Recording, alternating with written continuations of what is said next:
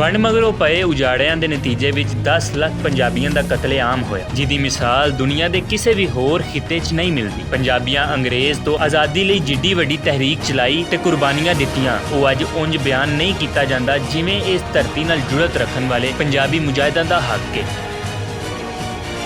ਸਾਨੂੰ ਉਹ ਤਾਰੀਖ ਪੜ੍ਹਾਈ ਜਾਂਦੀ ਹੈ ਜਿਨੇ ਪੰਜਾਬੀਆਂ ਅੰਦਰ ਮਜ਼ਹਬਾਂ ਭਾਰੋਂ ਨਫ਼ਰਤਾਂ ਦੇ ਬੀਜ ਬੋਏ ਤੇ ਇਹੋ ਨਫ਼ਰਤਾਂ ਸਨ ਜਿਨ੍ਹਾਂ ਵੰਡ ਮਗਰੋਂ ਹਿੰਦੂ, ਮੁਸਲਮ ਤੇ ਸਿੱਖ ਨੂੰ ਇੱਕ ਦੂਜੇ ਦਾ ਦੁਸ਼ਮਣ ਬਣਾਇਆ।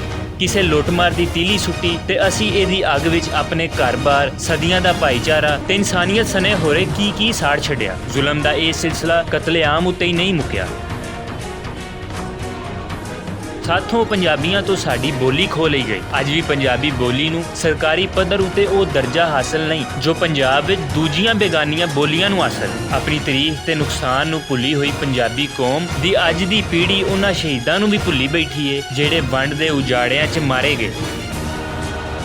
ਪੰਜਾਬੀ ਯੂਨੀਅਨ ਵੱਲੋਂ ਹਰ ਸਾਲ ਅਜਿਹੇ ਇਕੱਠ ਕੀਤੇ ਜਾਂਦੇ ਨੇ ਜਿਨ੍ਹਾਂ ਰਾਹੀਂ ਨਵੀਂ ਪੀੜ੍ਹੀ ਨੂੰ ਉਹਦੇ ਤਾਰੀਖੀ ਪਿਛੋਕੜ ਤੋਂ ਜਾਣੂ ਰੱਖਿਆ ਜਾਂਦਾ ਹੈ। 17 ਅਗਸਤ ਨੂੰ ਵੀ ਇੱਕ ਮੁਹਿੰਮ ਦਾ ਮੁੱਢ ਬੰਨ੍ਹਿਆ ਜਾ ਰਿਹਾ ਹੈ ਜਿਹਦੇ ਰਾਹੀਂ ਨਵੀਂ ਨਸਲ ਨਾਲ ਸੂਝਵਾਨਾਂ ਦੇ ਮੁਕਾਲਮੇ ਦਾ ਸਿਲਸਿਲਾ ਅਗਾਂਹ ਵਧੇਗਾ। ਪੰਜਾਬੀ ਯੂਨੀਅਨ ਦੇ ਪਲੇਟਫਾਰਮ ਉੱਤੇ ਸਭੇ ਪੰਜਾਬੀਆਂ ਨੂੰ ਇਕੱਠਾ ਕਰਕੇ ਤਾਰੀਖੀ ਮੁਗਾਲਤੇ ਠੀਕ ਕਰਨ ਦੀ ਕੋਸ਼ਿਸ਼ ਕੀਤੀ ਜਾਵੇਗੀ।